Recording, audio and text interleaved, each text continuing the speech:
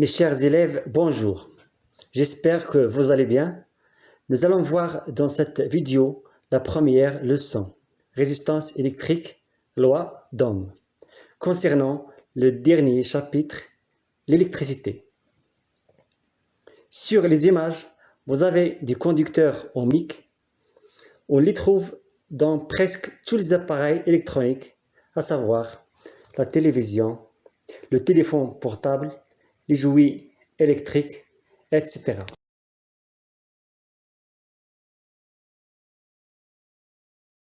Vous avez vu en première année collégiale que le conducteur ohmique est un dipôle électrique non polarisé. Non polarisé, ça veut dire que son fonctionnement est le même en inversant le sens du courant électrique.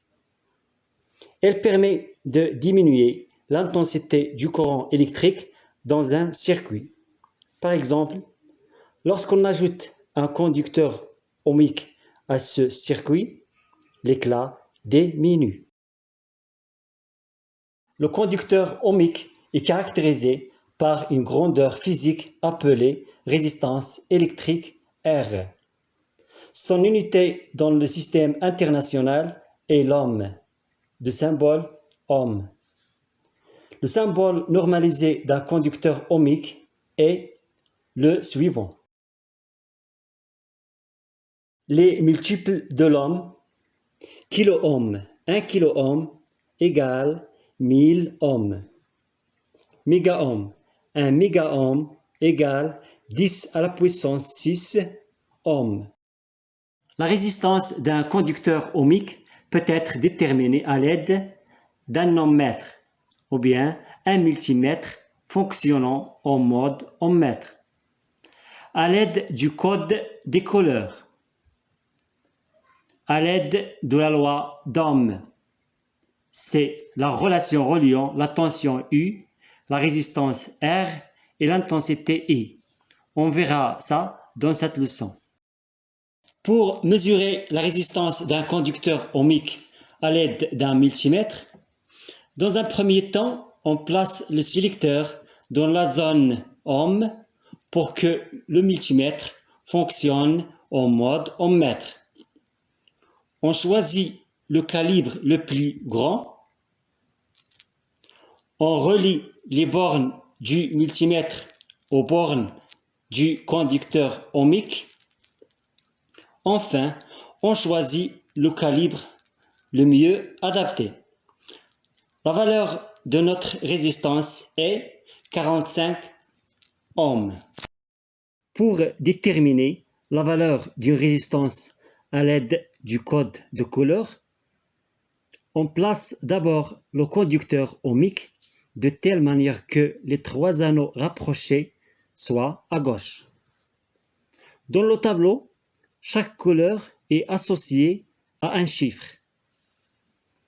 Le premier anneau est de couleur jaune. Ça correspond à quelle couleur? 4.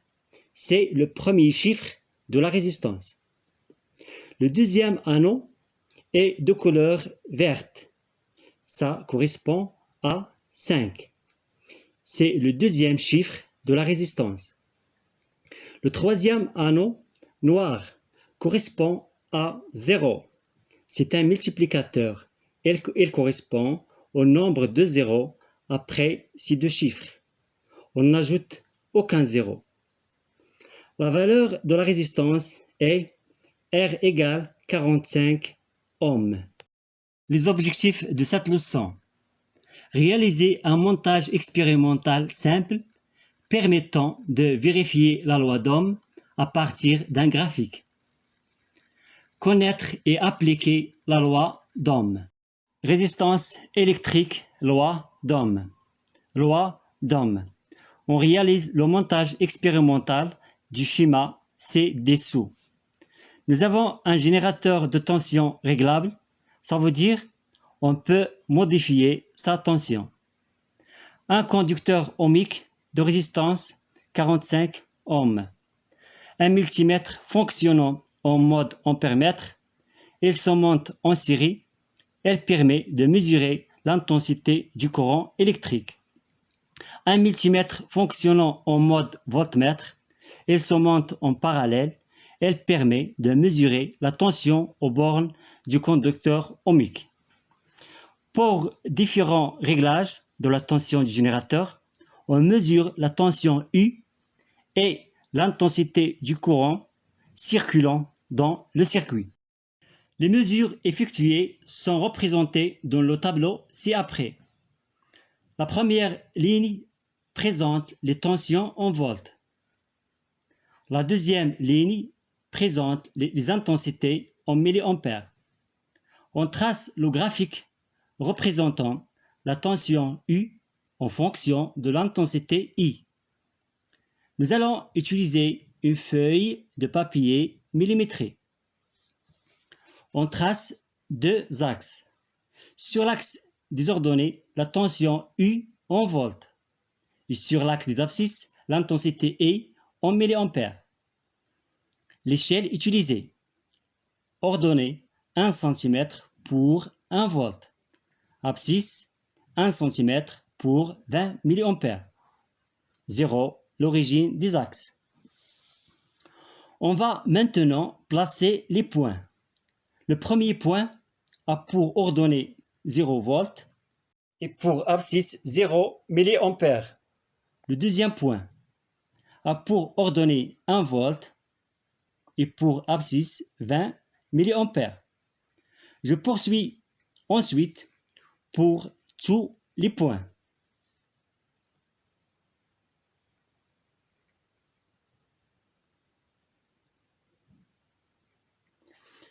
Il ne reste maintenant qu'à tracer la courbe. On peut considérer que les points sont alignés. Je trace la courbe à la règle en passant par le maximum de points. La courbe obtenue est une portion de droite passant par l'origine du repère, c'est-à-dire que le quotient U sur I est constant. Donc, la tension aux bornes du conducteur ohmique est proportionnelle à l'intensité du courant électrique qui le traverse. La courbe obtenue est appelée la caractéristique du conducteur ohmique. On calcule le coefficient de proportionnalité ou coefficient directeur de la droite. On prend les coordonnées d'un point appartenant à la courbe, par exemple celle de A. On a UA égale 9 volts et IA égale 200 mA égale 0,2 ampères. Donc, le coefficient de proportionnalité est UA sur IA égale 9 volts sur 0,2 ampères égale 45. La valeur obtenue est égale à la valeur de la résistance du conducteur ohmique utilisée dans l'expérience. Donc, U sur I égale R. Alors, U égale R fois I. La loi d'Ohm. La tension U aux bornes d'un conducteur ohmique est égale au produit de sa résistance R et l'intensité I du courant qui le traverse.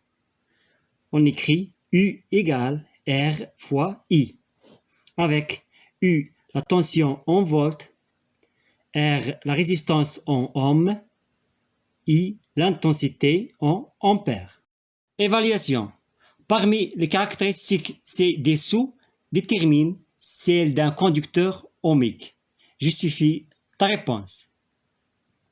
La bonne réponse est la deuxième, car la caractéristique d'un conducteur ohmique est une droite passant par l'origine du repère.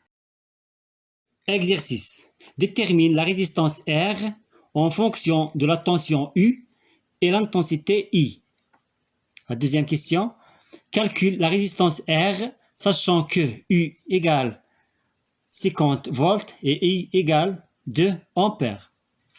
Correction. La première question. La résistance R en fonction de U et I. D'après la loi d'Ohm, U égale R fois I, alors R égale U sur I. La deuxième question. La valeur de la résistance R.